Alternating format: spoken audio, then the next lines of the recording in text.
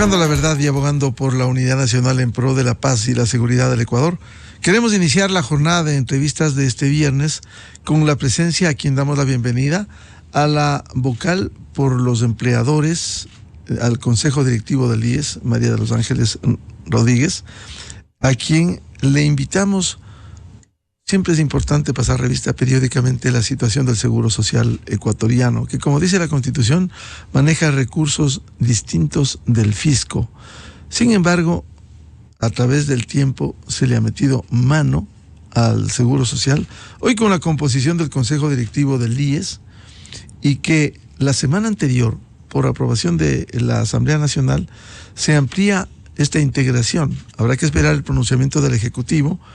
¿Y cuánto contribuye al mejoramiento de la gobernanza, a la atención a los afiliados y los jubilados, el mejoramiento del sector de la salud, el manejo de las finanzas que requiere, los ingentes recursos que necesita, especialmente para dos fondos fundamentales: el financiamiento del Fondo de Pensiones y el financiamiento del Fondo de Salud, sin establecer aún la deuda específica y concreta que tiene el Estado con el Seguro Social ecuatoriano? Bueno, empecemos con el tema de coyuntura. ¿Cuánto puede contribuir, de su experiencia ya al interior del Consejo Directivo, el que en lugar de 3 vocales haya 5, 2 por los afiliados, 1 por los jubilados, 1 por los empleadores y el representante del Ejecutivo? Muy buen día a María de los Ángeles Rodríguez. Buenos días, estimado Miguel. Muchísimas gracias por la invitación y un saludo afectuoso a toda su prestigiosa audiencia. La reforma que fue aprobada la semana pasada por la Asamblea Nacional ataca un tema de gobernanza que es importante, obviamente, mejorarla para el manejo de la institución. Es decir, el mejorar la gobernanza, obviamente, que es uno de los temas que habría que cambiar para mejorar la administración, como digo, del Instituto Ecuatoriano de Seguridad Social. Pero lo que se logra con la reforma de ley que se ha aprobado no es mejorar la gobernanza, es precisamente lo opuesto, es crear un problema adicional en la gobernanza del Consejo Directivo. ¿Por qué razón? Porque, como usted sabe, los 3 miembros que se pretenden nombrar por mayoría, es decir, los que pretenden conformar una mayoría, serían 2 de los afiliados activos, uno con relación de dependencia, uno sin relación de dependencia, y el otro sería de los jubilados. Los jubilados son los mismos afiliados, solo que han pasado a estado pasivo. Entonces es del mismo sector.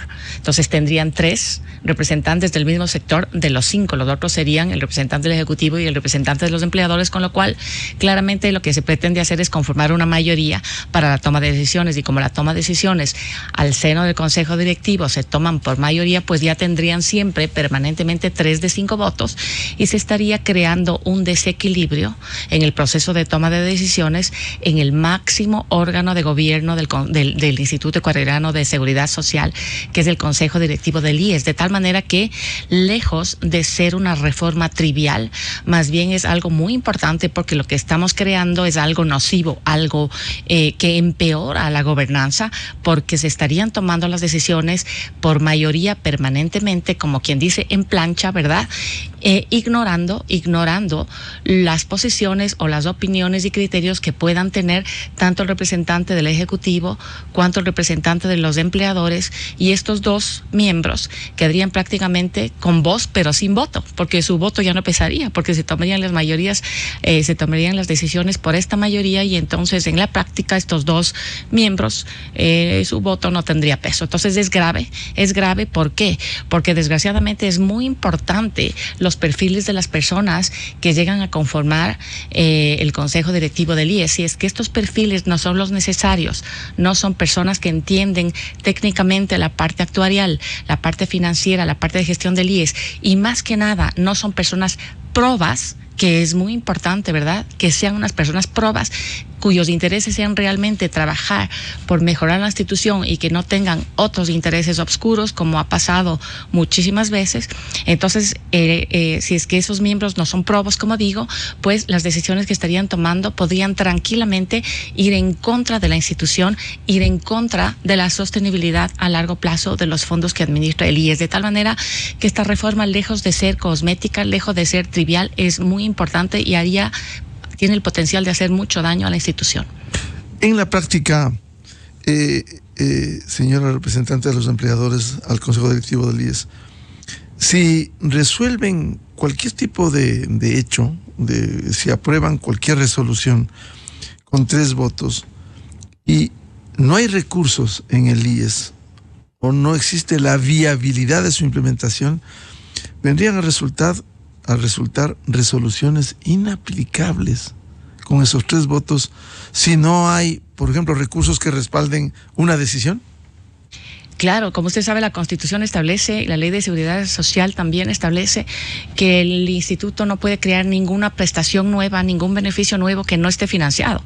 Y a pesar de que eso establece la Constitución, sin embargo, los gobiernos anteriores, especialmente el de Correa, ya sabemos lo que hizo. Se fue en contra de eso e incluyó beneficiarios sin que tengan ningún financiamiento. Entonces, exactamente. Entonces, es peligroso que las personas que tengan la mayoría, si no son personas técnicas, como digo, pueden tomar decisiones que vayan en contra de la institución.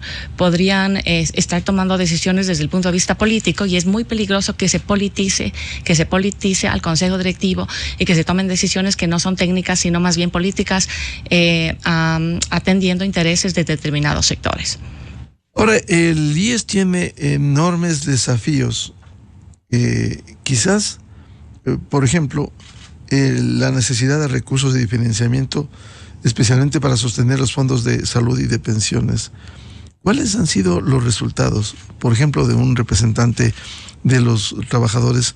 Porque siempre se ha señalado que en lugar de contribuir a la búsqueda de soluciones, lo que hacen es visitar hospitales, el tema de la contratación, el tema de la adquisición de medicamentos. ¿Eso no refleja lo que ha sido en general un botín político en el IES? Bueno, sí, lamentablemente existen algunos representantes que no necesariamente están pensando en el bien de la institución, sino que tienen otros intereses. Yo no podría hablar por la otra persona que representa a los trabajadores en el Consejo Directivo, pero sí puedo decir que no existe un debido diálogo, un diálogo que permita, digamos, en forma unánime con él, tomar decisiones en pro de la institución. Cuando el señor Yanes argumenta que esto que él propone, esta mayoría que él propone conformar es necesaria porque el representante de los trabajadores siempre queda solo en el Consejo Directivo y que el representante del Ejecutivo y el representante de los empleadores siempre votan juntos y queda el representante de los trabajadores o asegurados solo. Eso es absolutamente falso. Como le puedo decir que de hecho en la administración anterior ocurrió exactamente lo contrario.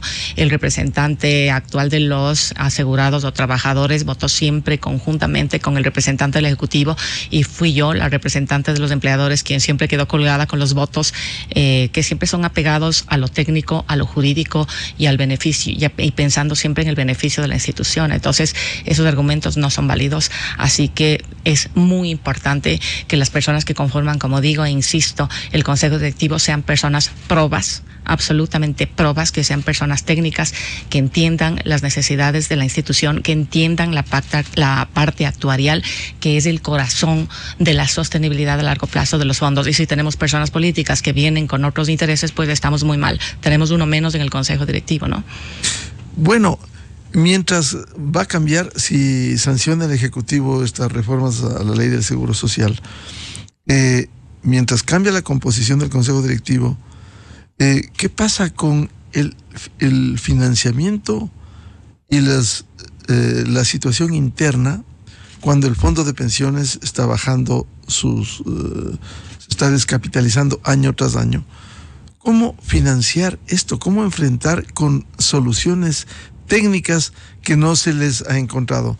¿Se ha establecido ya, por ejemplo, el monto de la deuda del Estado con el Seguro Social en materia de salud? Sí. Como sabemos, la deuda del Estado se divide básicamente en dos partes para con el IES, la deuda de pensiones y la deuda de salud. La deuda de pensiones es bastante clara porque simplemente tenemos contabilizadas las prestaciones que se entregan a los jubilados y por lo tanto ese dato no existe ninguna duda y esa deuda es bastante clara. En cuanto a la deuda de salud, existe toma un poco más de tiempo establecer por qué, porque esa deuda de salud depende de las auditorías que se haga de la facturación de los los prestadores tanto internos como externos.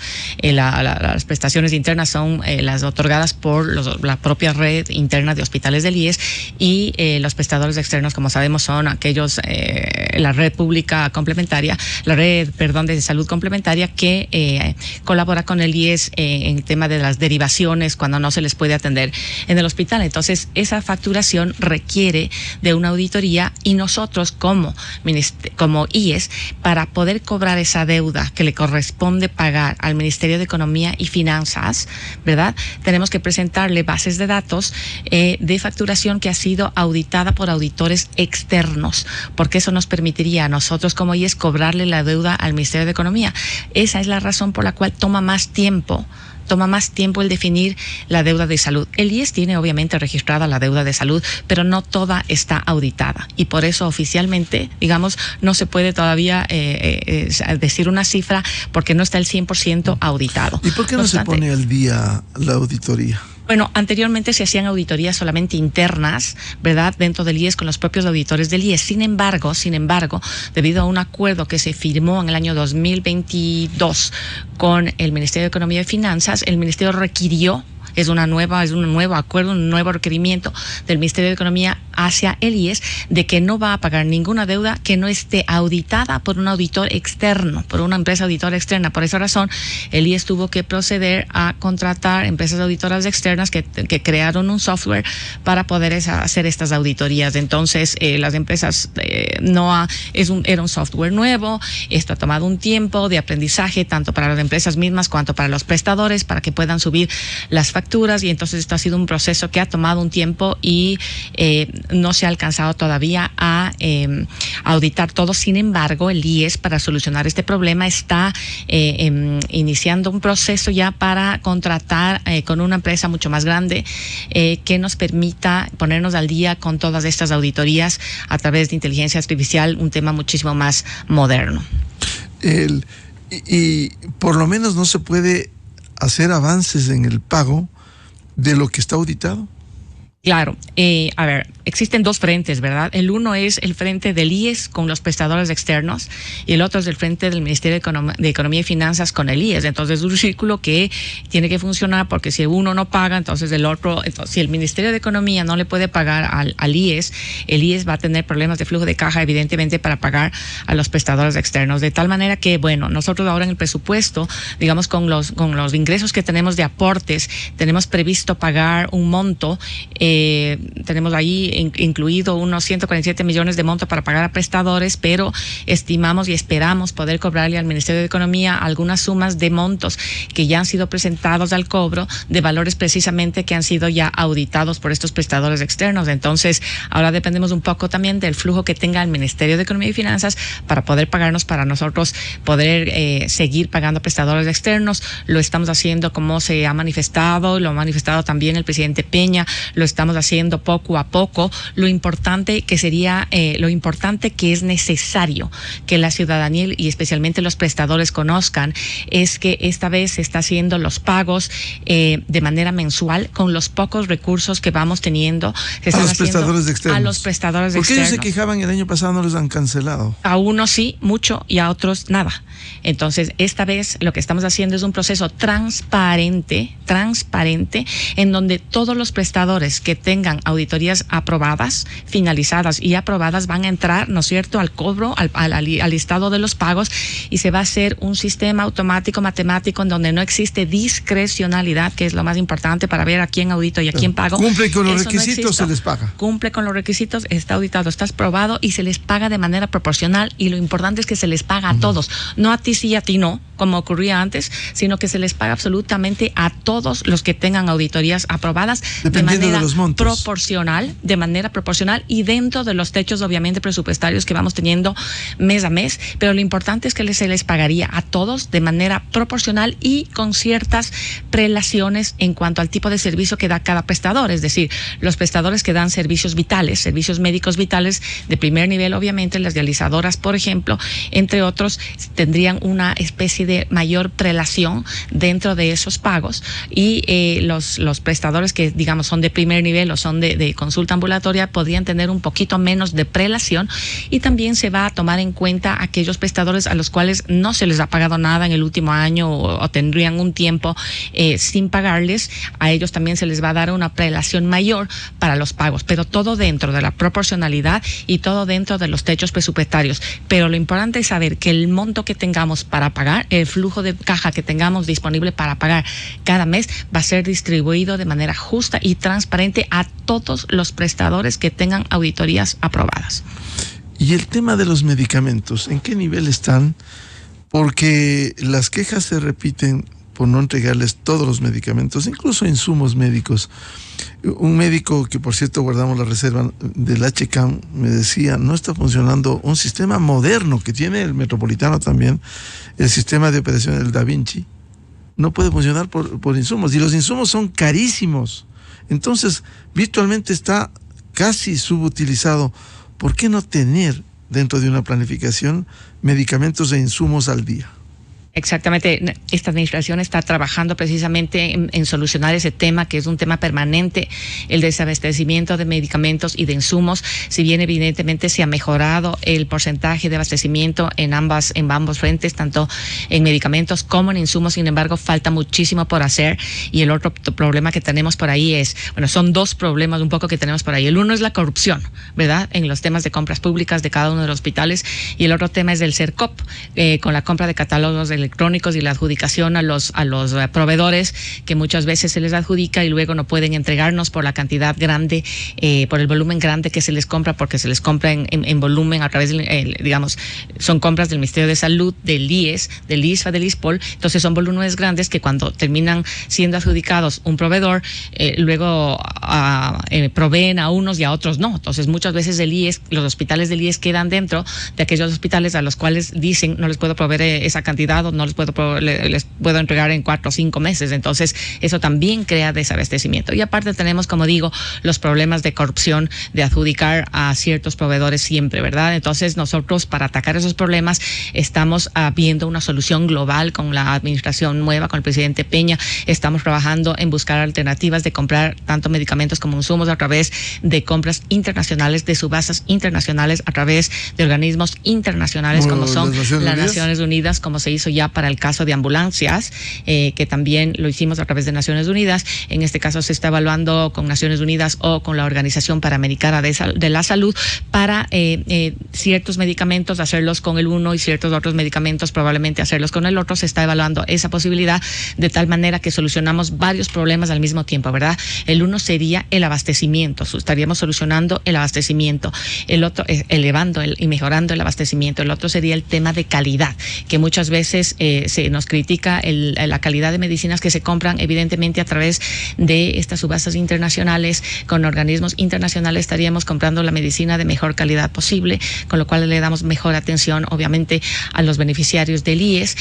Aparte estaríamos mejorando y ahorrando en precios, porque al ser una subasta internacional estaríamos haciendo compra por volumen con participación de muchísimos proveedores, es decir, eso abarata los costos. Claro, competencia abierta. Volumen. Entonces eso ahorraría los costos, ¿verdad? Mejoraríamos los precios de los que adquirimos y finalmente evitaríamos la corrupción, porque no estaríamos adjudicando a dedo. Entonces matamos 4 pájaros muy importantes de un solo tiro.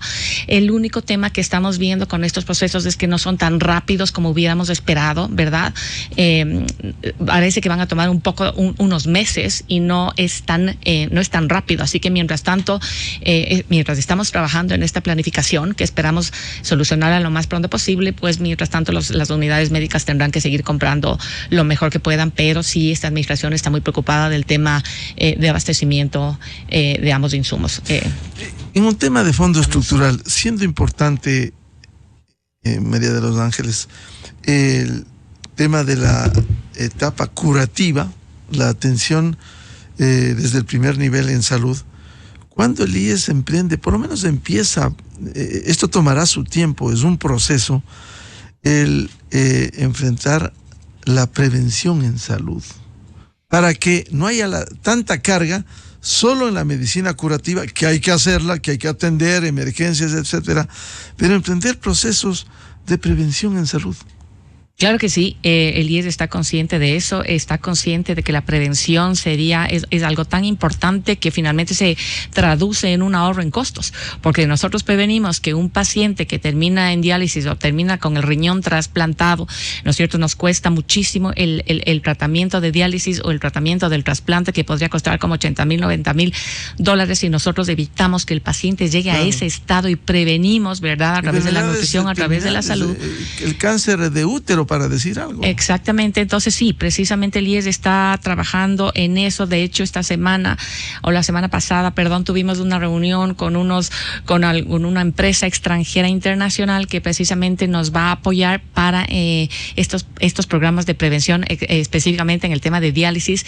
Hemos estado conversando porque estamos preocupados sobre eso, porque es un tema, como digo, que se traduce finalmente en costos, ¿no es cierto? Y lo más obvio y lo más lógico es poder hacer programas que eduquen a la población, ¿verdad? Eduquen a los afiliados al IES, de tal manera que que las personas puedan nutrirse y tratarse de mejor manera para todo este proceso, durante todo este proceso, antes de llegar, o evitando que lleguen, más bien dicho, a la etapa crítica de tener que recibir diálisis o tener, peor aún, que ser trasplantados. Así que estamos trabajando en eso, estamos iniciando la planificación de programas de prevención.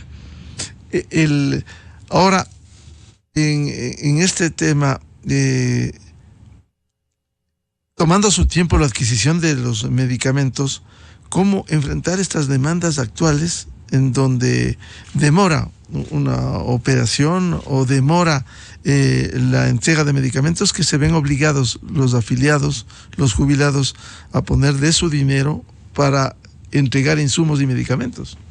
Eso es inaceptable. De las visitas que hemos hecho a los hospitales, efectivamente tenemos quejas cuando hablamos inclusive directamente con pacientes, y sí, efectivamente algunos pacientes se quejan de que a veces tienen el medicamento los hospitales, pero no tienen el insumo.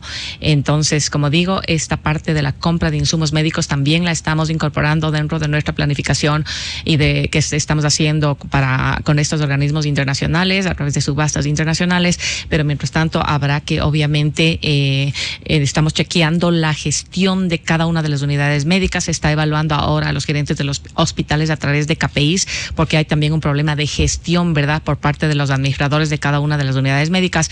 Entonces, ahora se les está evaluando con KPIs, ¿verdad?, como se hace en el sector privado, y si es que un gerente no funciona y no demuestra gestión, pues simplemente tendrá que salir y habrá que cambiarlo. Así que estamos poniendo mucho más empeño en controlar la gestión de cada uno de los administradores de los hospitales, pero también hay un tema que solucionar, como mencioné, con el CERCOP, ¿verdad? Los medicamentos o los insumos que están catalogados muchas veces tienen problemas cuando ya se adjudica el contrato por volumen grande a un proveedor que dice que no puede proveer, de tal manera que estamos planificando también hacer reuniones con el CERCOP para solucionar algunos problemas de la ley de compras públicas, porque lo ideal sería que cuando se hace una subasta, una compra por catálogo, se adjudique a varios proveedores y no solamente a uno, para que no haya una especie de monopolio, ¿no es cierto? Porque ese se ve abocado a suministrar al Ministerio de Salud, al ISF, al ISPOL, al IES, y son volúmenes grandes que muchas veces no pueden abastecer. Entonces, la idea sería que no se adjudique solamente a uno, sino a varios proveedores, de tal manera que si el primero no puede, entre el segundo o entre el tercero, y así estaríamos solucionando el tema de la provisión de medicamentos. El IES, al no tener, bodegas suficientes para almacenar un volumen grande de medicamentos, lo que tiene que hacer y hace a través de las compras por catálogo es comprar, para 6 meses con entregas mensuales. Pero muchas veces esto, como digo, no está funcionando porque muchas veces el proveedor no puede abastecer. Entonces, parte se solucionaría con las compras a través de Naciones Unidas y, como digo, sería conveniente hacer una reforma a la ley de compras públicas para adjudicar no a uno, sino a varios proveedores. El tema fondo de pensiones. El Estado, en parte por problemas internos de la caja fiscal, no ha podido cumplir, primero puntualmente, y segundo, el 100% del 40% que debe entregar para el fondo de pensiones. ¿En qué nivel está de sus fondos, que en su momento, hace poco, estaban alrededor de $5,000 millones, con tendencia a la baja? Sí, efectivamente, desde el gobierno anterior ya hubo retrasos, ¿verdad?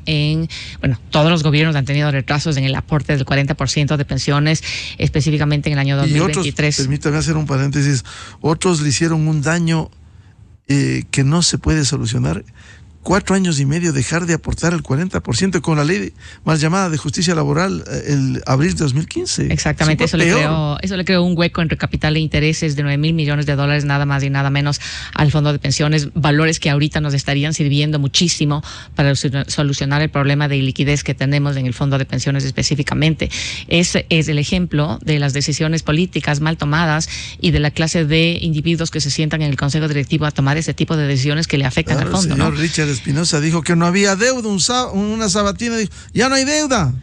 Exactamente, y borraron la deuda, básicamente. Borraron el aporte, borraron la deuda, así de fácil. O sea, esa es la clase de personas que le hacen daño al Consejo Directivo. Por eso digo yo que es muy importante, es fundamental el perfil de las personas que se sientan en el Consejo Directivo a tomar decisiones. Entonces, volviendo al tema del financiamiento, como estábamos hablando, efectivamente, lo que el IES se ha visto abocado a que, debido a que no cuenta con el aporte total del 40% para pensiones, ha tenido que desinvertir de esa reserva que se tiene, que ya como usted menciona fue mutilada en 9,000 millones, nos hemos visto obligados a desinvertir de ese fondo y cada vez se va acabando, se va mermando ese fondo. Entonces, lo que estamos tratando ahora precisamente es, con el ministro de Economía actual, es, bueno, sabemos todos que el Ministerio de Economía está planificando, ¿verdad? Está en conversaciones con el Fondo Monetario Internacional y con organismos financieros internacionales para entrar en un nuevo programa con el Fondo Monetario, lo cual generaría recursos frescos, ¿verdad?, a la caja fiscal, para que la caja fiscal pueda hacer frente a todas estas obligaciones que tiene, entre esos la seguridad social. Así que estamos optimistas de que puedan cerrar un nuevo convenio y que dentro de esos montos, obviamente, tenga que considerarse los aportes a la seguridad social, y tenemos esperanza de que se vayan igualando poco a poco en esos pagos y que los aportes de este año sean muchísimo más regulares que los del año pasado, de tal manera de evitar que el IES tenga que recurrir a las desinversiones del fondo de pensiones.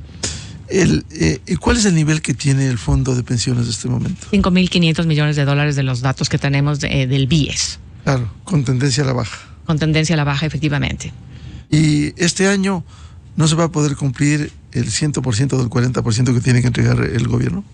Bueno, del monto que le habíamos pedido, efectivamente, el Ministerio de Economía y Finanzas nos puso un monto mucho más bajo, nos puso 2,218 millones de dólares, y eso implica ya que tendríamos que desinvertir del fondo de pensiones, es decir, el monto que el Ministerio nos puso en el presupuesto general del Estado implica ya que tendremos que hacer una potencial desinversión. Sin embargo, como digo, tenemos la esperanza y la confianza de que con los acuerdos a los que llegue el gobierno con organismos multilaterales, especialmente el fondo, puedan cubrirnos el 100% del monto que está registrado en el presupuesto general del Estado, y esperamos que puedan darnos montos adicionales, especialmente en lo que respecta al tema de salud. Ahora, hay que darle sostenibilidad también, no solo que cumplan con el 40% del Estado, sino también darle sostenibilidad al futuro. Y ahí está el problema estructural. Ahí está el problema estructural, exactamente. Como hemos dicho en anteriores oportunidades, el hecho de que podamos cobrarle la deuda de Estado sí nos ayuda en el flujo de caja, especialmente en el corto plazo. Sin embargo, aunque el gobierno pagara la totalidad de la deuda, eso no le da sostenibilidad al fondo en el largo plazo.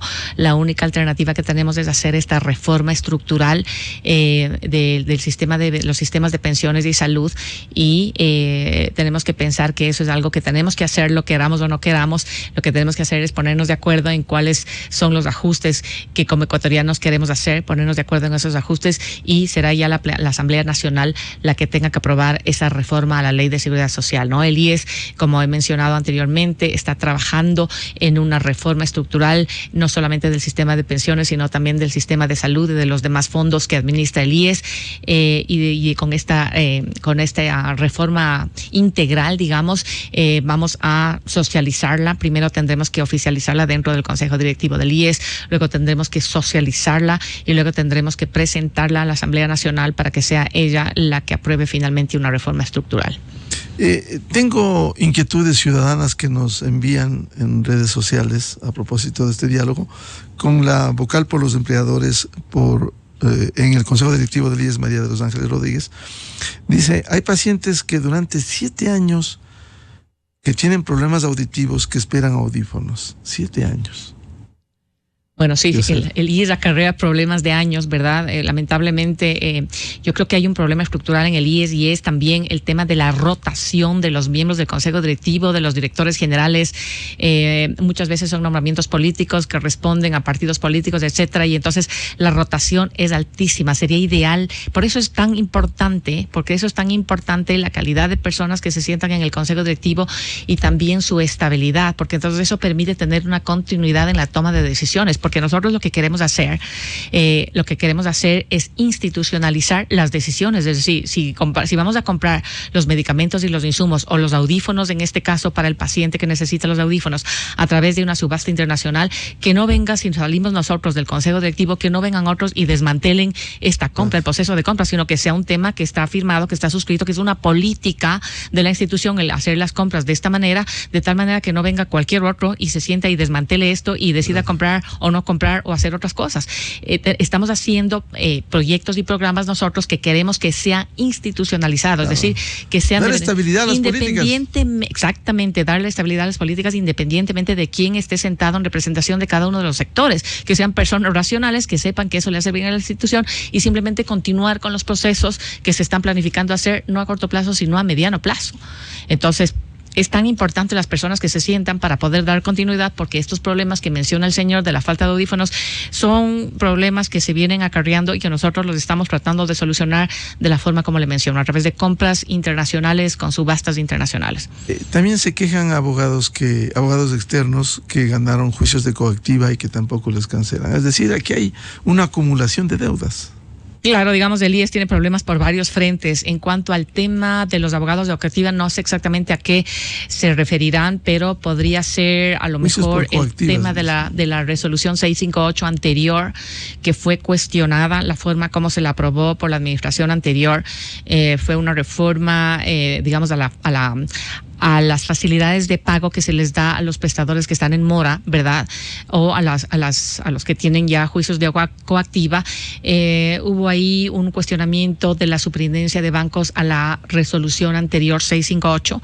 Se le aprobó de manera antitécnica y sin los respectivos respaldos, lo cual obligó al IES a tener que suspender la aplicación de esa resolución. Sin embargo, ahora, actualmente, ya el nuevo Consejo Directivo, ¿verdad? Con la presencia del doctor Peña, hemos aprobado ya una nueva reforma a esa resolución 658 técnicamente aprobada y entrará en vigencia en los próximos días. A tan pronto estemos con la parte tecnológica lista, estaríamos aprobando ya esa resolución en segundo debate en los próximos días y ya mismo. Entonces, con eso se estarían solucionando varios de los temas que tienen que ver con los juicios de coactiva, etcétera.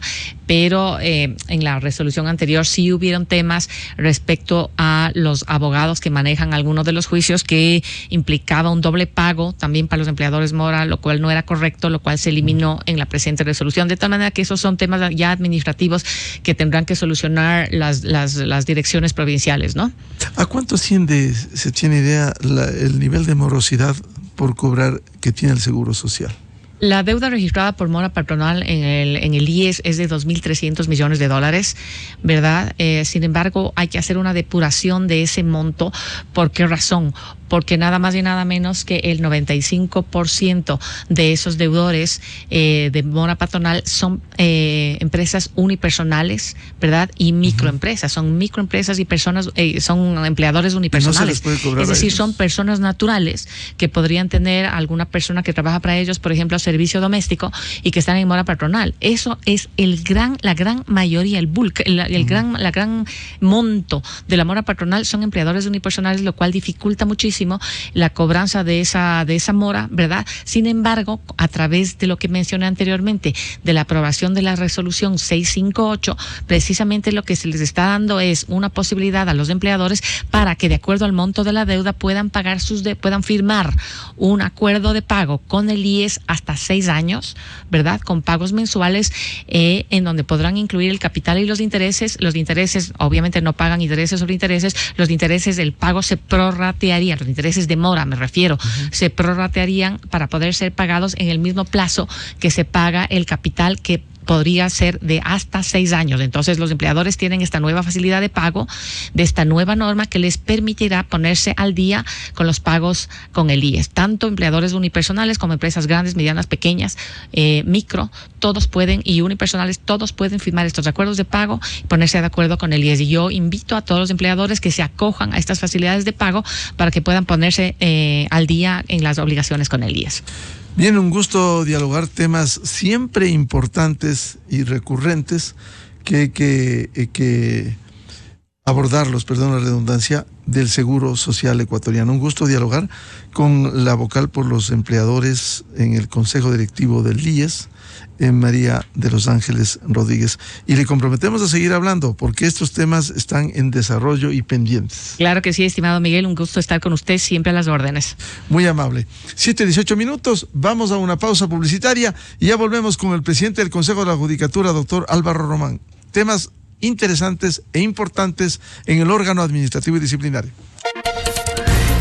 Desde 1984 con Gonzalo Rosero, la revista de opinión democrática.